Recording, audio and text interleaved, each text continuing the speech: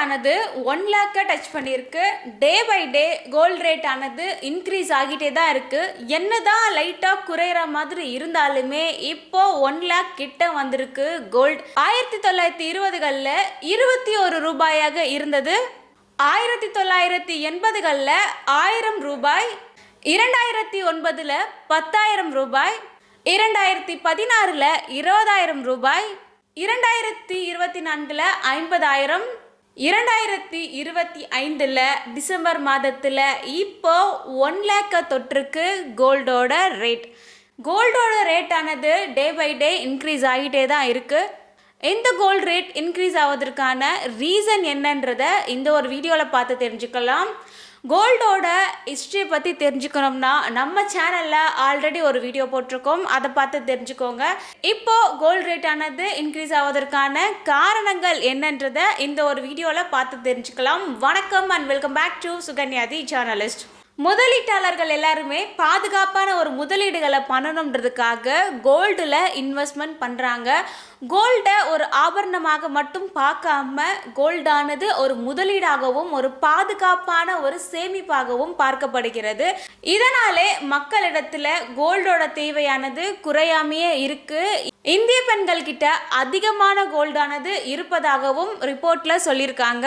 இந்த நடப்பு நிதியாண்டுல செப்டம்பர் மாதம் வரை இந்திய ரூபாயில 24 லட்சம் கோடி மதிப்பிலான தங்கத்தையும் 29,000 கோடி மதிப்பிலான வெள்ளியையும் இறக்குமதி செய்துள்ளதாக மத்திய அரசு நாடாளுமன்றத்தில் தெரிவித்துள்ளது. பல்வேறு நாடுகளில் இருக்க மத்திய வங்கிகள் கோல்டுக்கான தங்க கையிருப்புகளை அதிகப்படுத்தி சேமிச்சிட்டு வச்சிட்டு இருக்காங்க. உலக சந்தையில் கோல்டோட தேவையானது உயர்ந்து இருக்கு. முதலீட்டாளர்களுமே கோல்டில் இன்வெஸ்ட்மெண்ட் பண்ணுறாங்க. கோல்டு ரேட் இன்க்ரீஸ் ஆவதற்கான ரீசன் என்ன? இந்த கோல்டு ரேட் ஆனது இன்க்ரீஸ் ஆவதற்கு கவர்மெண்ட் ரீசன் கிடையாது. உலக சந்தையில் ஏற்படுகின்ற மாற்றங்கள் தான் அதுக்கான காரணங்கள். முக்கியமாக உலக அளவில் நடக்கிற போர் சூழல், உக்ரைன் வார் எல்லாமே நடந்துட்டு இருந்துச்சு. இந்த மாதிரியான ஒரு போர் சூழல் நிலவும் பொழுது கோல்டோட ப்ரைஸ் ஆனது இன்க்ரீஸ் ஆகும். அரசியல் ரிலேட்டடான குழப்பங்கள், புவிசார் அரசியல் பதற்றம், இந்த மாதிரியான பாலிடிக்ஸ் ரிலேட்டடாக நடக்கும் பொழுதும் கோல்டோட ப்ரைஸ் ஆனது அதிகமாகும். எஸ்பெஷலி அமெரிக்கன் US டாலரை பேஸ் பண்ணி தான் குளோபல் எக்கனாமியே இருந்துட்டு இருக்கு. நம்ம இந்தியாவில் தங்கம் மற்றும் வெள்ளி நிர்ணயம் என்பது மோஸ்டா சர்வதேச சந்தை நிலவரத்தை பொறுத்து தான் அமையும். அதனுடைய இம்பாக்ட் ஆனது டைரக்டா இந்திய சந்தையிலுமே எதிரொலிக்கும் சொல்லிட்டு மத்திய அரசு சைட்ல இருந்து சொல்லியிருக்காங்க. ஒரு சவரன் நகையானது 1 lakh தாண்டி இருந்துச்சு வித்தவுட் GST அண்ட் செய்கூலி. 13ஆம் தேதி ஒரு சவரனானது 98,960 ரூபாயாகவும் 1 கிராம் தங்கமானது 12,170ஆகவும் இருந்துச்சு. டிசம்பர் மாதம் 15ஆம் தேதி காலையில 720 ரூபாய் உயர்ந்ததும் மாலையில 440 ரூபாய் உயர்வாகவும் இருந்தது. அதன்படி தங்கத்தோட விலையானது 1 lakh கிட்ட வந்துருச்சு. 1 கிராம் ஆனது 12,515ஆகவும் இருந்தது. இது சர்வதேச சந்தை நிலவரப்படியே மாற்றமானது இதுல ஏற்படுகிறது. அமெரிக்க டாலருக்கு நிகரான இந்திய ரூபாயின் மதிப்பும் தங்கம் வெள்ளி விலையில் முக்கிய தாக்கத்தை ஏற்படுத்துதுன்னே சொல்லலாம். இந்த ரூபாய் மதிப்பு வீழ்ச்சி அடையும் போதெல்லாம் இறக்குமதி செலவானது அதிகரிக்கிறது. இதனால தங்கம் மற்றும் வெள்ளி விலையுமே உயர்வை சந்திக்கிறது. தங்கத்தோட உயர்வானது 1 லட்சத்தை தாண்டி 2 லட்சம் கிட்ட வருவதற்கான வாய்ப்புகளும் இருப்பதாக பல பேர் கணிச்சு சொல்லியிருக்காங்க. 2025 டிசம்பர்லேயே 1 lakh கிட்ட வந்திருந்துச்சு.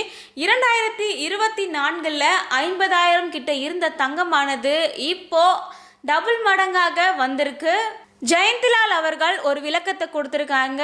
நாட்டில் நடக்கிற ஒரு நோய் பாதிப்பு, போர் சூழல், இந்த மாதிரியான விஷயங்களால தான் தங்கத்தோட விலையானது அதிகரிச்சுட்டே இருக்கு. இந்த தங்கமானது 2 லட்சம் வரைக்கும் வருவதற்கான வாய்ப்புமே இருக்குன்னு அவர் சொல்லியிருக்காரு. தங்கம் மட்டும் இல்லாம வெள்ளியோட விலையானது மிகப்பெரிய அளவில் உயரும்ன்றதையும் அவர் குறிப்பிட்டு சொல்லியிருக்காரு.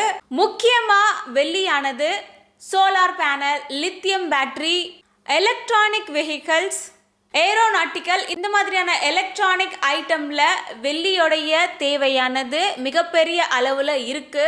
தங்கம் மட்டும் இல்லாமல் வெள்ளியோட யூசஸ்மே அதிகமாக இருக்கு. வெள்ளியை ஒரு மூலப்பொருளாகவும் யூஸ் பண்ண முடியும். அதனால வெள்ளியோட விலையுமே அதிகரிக்க வாய்ப்புகள் இருப்பதாக அவர் சொல்லியிருக்காரு. இது தொழிற்சாலைகளில் மிகப்பெரிய ஒரு மூலப்பொருளாகவும் பயன்படும். இதனுடைய தேவையானது அதிகமாகவே இருக்கு. வெள்ளியால ஃபியூச்சர்லயுமே மிகப்பெரிய அளவில் யூசஸ் இருக்கு. நகை சேமிப்பு திட்டம்ன்றத கோவிட்ல கொண்டு வந்திருந்தாங்க. இதன் மூலமாக ஒரு சாமானிய மக்களுமே நகையை வாங்க முடியும்ன்றதையுமே காட்டியிருந்தாங்க. ஒவ்வொருத்தரும் நகையை வாங்குவதற்கான காரணங்கள் என்ன, ஒவ்வொருத்தருக்குள்ள இருக்கிற ஆசை, அதுக்கப்புறம் அந்த நகை மீது இருக்கின்ற ஆர்வம், இன்னொரு பக்கம் நகை மீதான ஒரு முதலீடு, இன்வெஸ்ட்மெண்ட், சேமிப்பாக பார்க்குறாங்க. நீங்கள் நகைன்றத எந்த ஒரு விதத்தில் பார்க்குறீங்கன்னு கமெண்ட்டில் டைப் பண்ணுங்கள். ஆர்பிஐ போல முதலீடு நிறுவனங்களும் தங்கத்தை வாங்குறாங்க. இதனால் தங்கத்தோட தேவையும் அதிகமாக இருக்குது. அதனோட உயர்வானதும் அதிகரித்து கொண்டே தான் இருக்கிறது. மோஸ்ட்டாக ஒரு பொருளோட விலையானது டிமாண்டாக இருக்கும் போது தான் அதிகமாகும். இந்த மாதிரியான புவிசார் பதற்றங்களும் அரசியல் குழப்பங்களும் உலக அளவில் நடக்கிற போர் சூழலான உக்ரைன் வார், இந்த மாதிரியான விஷயங்கள்லாம் நடக்கும் பொழுது தங்கத்தோட விலையும் வெள்ளியோட விலையும் உயர்ந்து கொண்டே தான் இருக்கும். இன்னைக்கு தங்கத்தோட விலையானது ஒரு சவரனுக்கு 99,520 ஒரு கிராம் தங்கமானது 12,440 சில்வரோட விலையானது ஒரு கிராமுக்கு 224 ஒரு கிலோவானது 2,24,000 இருக்கின்றது. வெள்ளியோட விலையானதுமே தொடர்ந்து உயர்ந்து கொண்டு தான் இருக்கு. In your perspective, what do you think about gold and silver?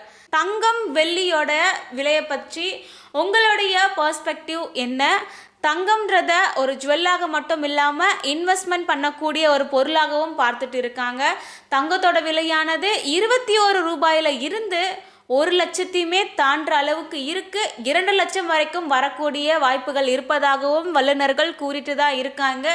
இப்படி இருக்க சூழல்ல சாமானிய மக்கள் தங்கத்தை எப்படி வாங்குவாங்க? ஜிஎஸ்டி சைக்கூல் இல்லாமல் தங்கமானது 1 லேக் கிட்ட வந்திருக்கு. இதை பற்றி நீங்கள் என்ன நினைக்கிறீங்க?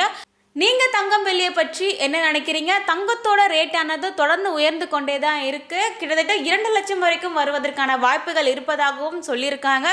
தங்கம் வெள்ளி இதை பற்றி யாருமே கரெக்டாக ஒரு அப்ராக்சிமேட்டாக சொல்லவே முடியாது.